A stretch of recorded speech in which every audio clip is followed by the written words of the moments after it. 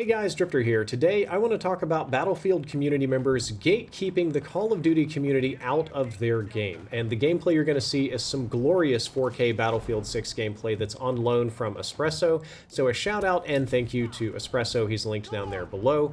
Battlefield 6 has an incredible amount of hype right now, and it's attracting attention from several generations of CoD players. However, not everyone in the Battlefield community thinks that this is a good thing.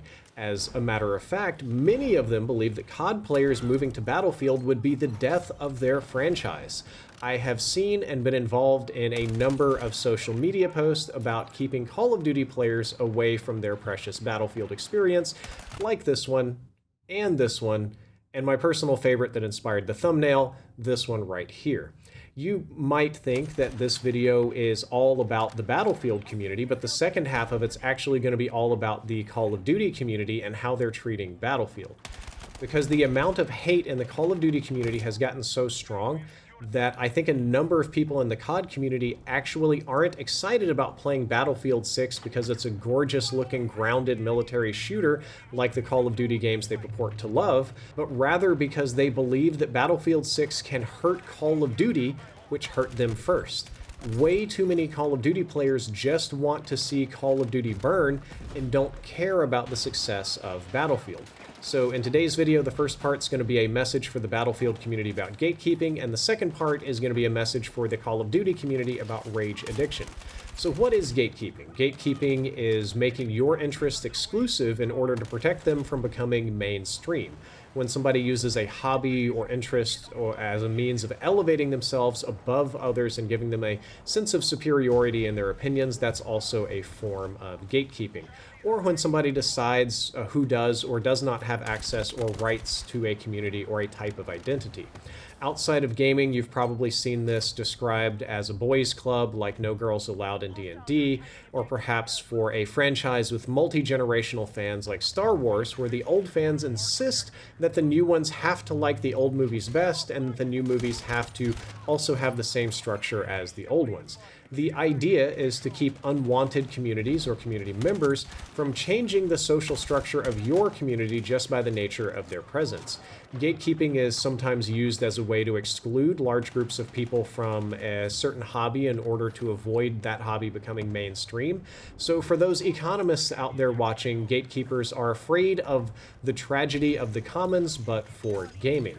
And it's also often tied with a sense of self-superiority because the group doing the gatekeeping has usually elevated themselves to a position of arbiter over who can and can't participate in this activity. In the case of Battlefield and Call of Duty, Battlefield fans often do not want Call of Duty players in their game because the Call of Duty community is notoriously toxic. Call of Duty players are known for swatting, doxing, threatening other members of the community, racism, stuff like that. They're kind of looked down on by just about every other FPS game that I'm aware of, and the Call of Duty community has also been defined by their creators, which have been the dominant content chasers for decades now.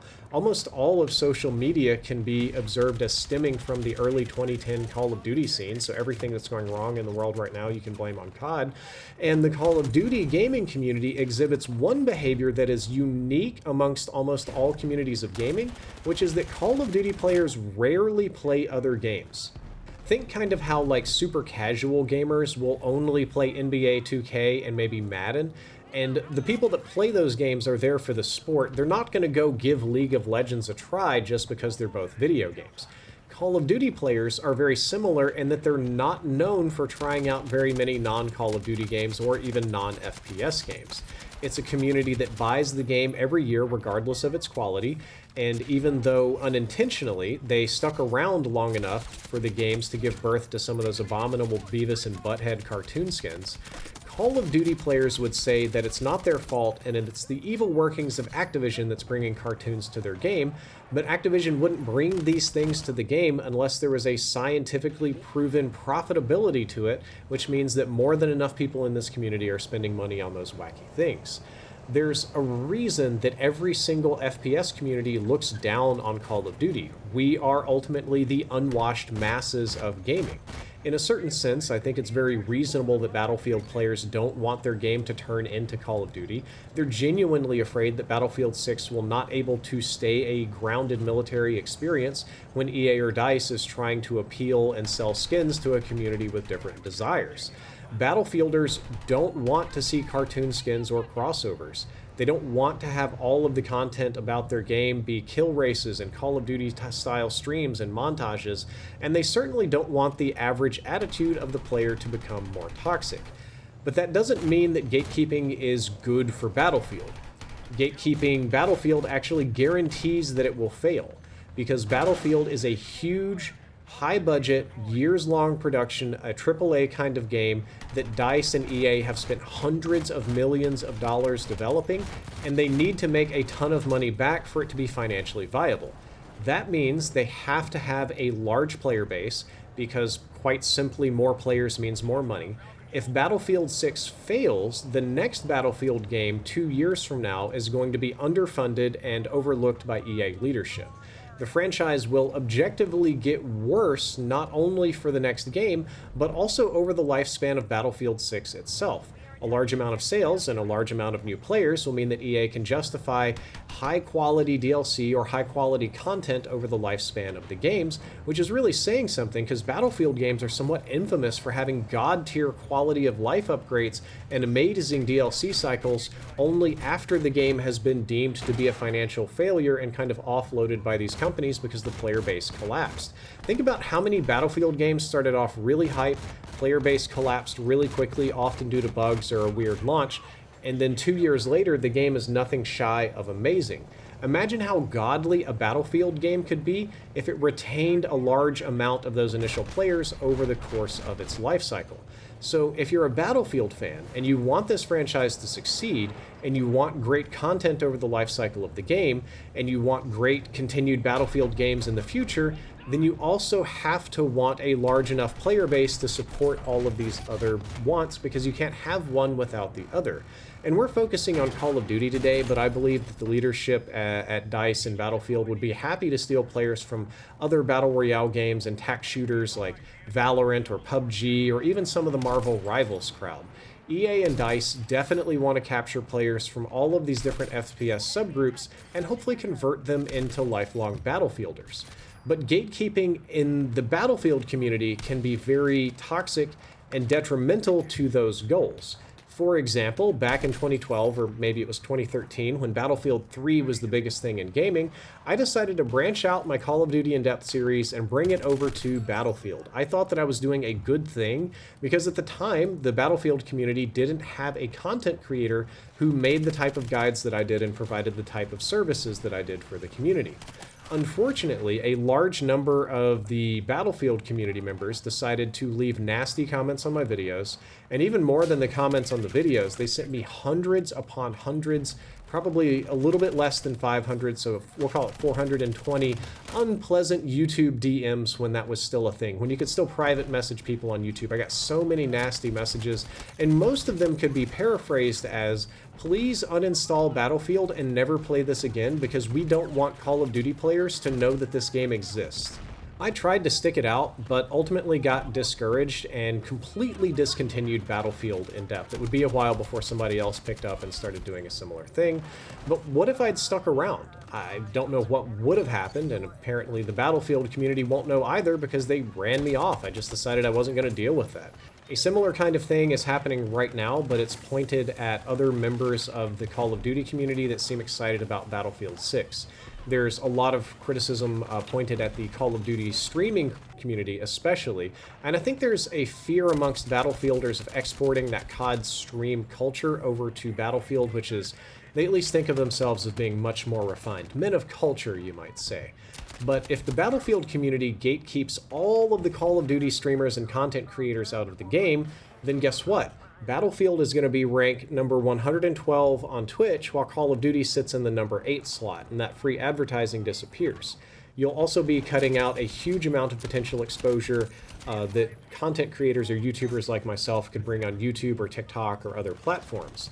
And everybody's got different reasons But I think a lot of this stems from the same kind of thing that I hear as a Texas resident, and a lot of Californians are moving in. I hear, don't California my Texas, except in this case, it's don't COD my Battlefield. The people in the community want the culture to stay consistent, but they also want the game to be successful, and sometimes these are opposing odds. If the game is successfully gate-kept, then it's likely that the same low player numbers from previous Battlefield games will be something that EA and DICE will have to contend with for this cycle as well, which will affect their budgeting, and it won't be good for the franchise longevity or even the content cycle of this one particular game. So far, this entire video has all been criticism for the Battlefield community, but I do have some simple advice for that community, which is I hope that they would be willing to accept expatriates from other failing franchises. I hope that you guys can take in those unwashed masses of refugees from other dying games and give them a home in Battlefield. You'll have to work hard to maintain your own cultural identity as new people move in, and you'll have to try to reinforce the good behaviors in the community that you love so much, while at the same time chastising bad behaviors from the new members of the Call of Duty community. But what's helpful is to keep that chastisement and criticism pointed at an individual that does a bad thing, and focus on what they're doing wrong instead of why they are wrong as a group, why their community as a whole is wrong. And yes, I'm aware that this video is rapidly turning into an immigration allegory, much like the Superman movie, but I do believe that there is a path for Battlefielders to accept other gamers into their community, support them, and build them up into proper PTFOing Battlefielders, indistinguishable from those that are currently on the franchise. Now, we talked a lot about Battlefield. It's time to talk about Call of Duty, and the next part of the video is for the Call of Duty community. It's actually a lot more critical, but hopefully can be seen as some constructive criticism. I'm mortified to see that the Call of Duty community is excited for Battlefield only because they want to see Battlefield finally kill Call of Duty. Call of Duty is in a rough spot right now in terms of its brand identity and community goodwill. The games have overall declined in quality over the years, and they've moved thematically quite far away from the things that made them popular, and Call of Duty games seem to exist currently to sell various crossover skins that make Call of Duty look like playing Imagination Time in a child's toy box. Like, we are Fortniting our Call of Duty, fundamentally. And I fully understand that. I understand that it's bad. I fully understand that this community wants change, and that they don't want that to happen again, and that something needs to be done about it. Unfortunately, the problem has been going on for so long that a large number of members in the Call of Duty community want vengeance instead. They want Call of Duty to suffer, to feel the pain of low sales, for Activision leadership to get laid off by Microsoft after a product failure, for developers that made features they don't like to become unemployed, and to just generally enact vengeance against the quality of the games that they've had to endure. So a huge number of members in this community don't want Battlefield 6 to succeed. They just want to see it hurt Call of Duty as much as possible. And I think that's an absolutely terrible and destructive attitude, not only for gaming, but also when it crops up in aspects of your personal life. Using Battlefield to hurt Call of Duty does not make either franchise better. It won't make your life or your enjoyment of these games any better at all. And I know that there is a belief, and probably a truth to it, that Call of Duty needs a wake-up call. A true come-to-Jesus moment where the developers realize that they've beefed this and they need to make some changes and make a good game. But y'all, in the real world, these kind of decisions were already made years ago, mostly by corporate executives and not the people even working on the games. They're not going to see a low-selling Call of Duty game and say, well, let's fire the people that we know are objectively responsible for this and make a game the community wants. For any of you that have worked in corporate America, you know good and well that what will happen is the parent company, like Microsoft, will ask current Activision management who the weak links are to fire. We're going to can those people lower down on the totem poles, keep leadership largely intact, and then make a new Call of Duty game on a quarter the budget and penny pinch everything. Like, it'll also probably be designed by committee, which won't make it very fun. Like, I know what you guys want to happen. I know you want Call of Duty to get that wake-up call and become great again, but in the really real world, here in corporate America, that's extremely unlikely to happen. It's much more likely to just bleed resources from Call of Duty and make Battlefield worse after the initial wave of players dies off, because a huge amount of them were only playing out of spite to begin with. The other thing this will do is validate the Battlefield community's gatekeepers, because if a huge wave of people that are only playing Battlefield because they're angry at Call of Duty come over, all they're going to do is export that same kind of YouTube rage bait mentality that supports CoD hate channels. The problem with people that think and behave this way is that even when their issue is resolved, they're so addicted to the rage that they don't know what to do with it or where to place it. So if you're playing Battlefield because you've been raging at Call of Duty for so many years, and even if you have a good experience with the game, it's likely that you won't be able to offload all of that excess rage that you're feeling, and those feelings can be redirected towards being toxic to other members of the Battlefield community, or even at things in your personal life. I don't know about you, but I don't want to live my life that way. That's why I haven't posted a Call of Duty video, and I think we're going on 2 months now, and I'm probably not going to be doing much Call of Duty stuff in the near future, except maybe a little bit of Black Ops 7 when it comes out. The reason for this is that I noticed that the Call of Duty community disproportionately rewards negative content. The only Call of Duty channels making money right now are the ones making videos about Activision conspiracies and Call of Duty failures. People who are actually trying to be constructive and create positive experiences around the game are struggling. I even noticed this within my own content because everything that I had to say about Call of Duty was becoming negative because I knew that that was the only way to get views. I realized that I was being conditioned to turn into a Call of Duty hate channel. But I don't want to do that. I don't want to have to think that way. That's not a part of the community I want to engage with or enable. And it's just not what I want to do with my life and creative energy. I would rather do almost anything else more constructive for society than just churn out a whole bunch of Call of Duty hate videos to get some degree of views and monetization from them. So I ultimately made a decision to step away from Call of Duty for the time being and just enjoy other things. It's a little bit of, if you can't say something nice, maybe you shouldn't say anything at all. And I'm not very successful at those other things. I'm objectively failing and floundering here, but they're a lot more fun and they're a lot better for my mental health and creatively rewarding than just hating on Call of Duty. So I'm hoping that a number of the angry individuals in the Call of Duty community can find that sort of peace within themselves and just let it go, to just actually enjoy Battlefield for the fantastic, beautiful game that it is. Battlefield 6 is looking incredibly good, and I would love for Call of Duty players to enjoy a real Battlefield game and get that sense of scale and awe and wonder that it can provide, instead of just playing it out of spite, because that doesn't do good for anybody. Guys, that is all for this video. I hope that you enjoyed it. I hope that you learned something useful. If you did, don't forget to like, favorite, and subscribe. Drifter out.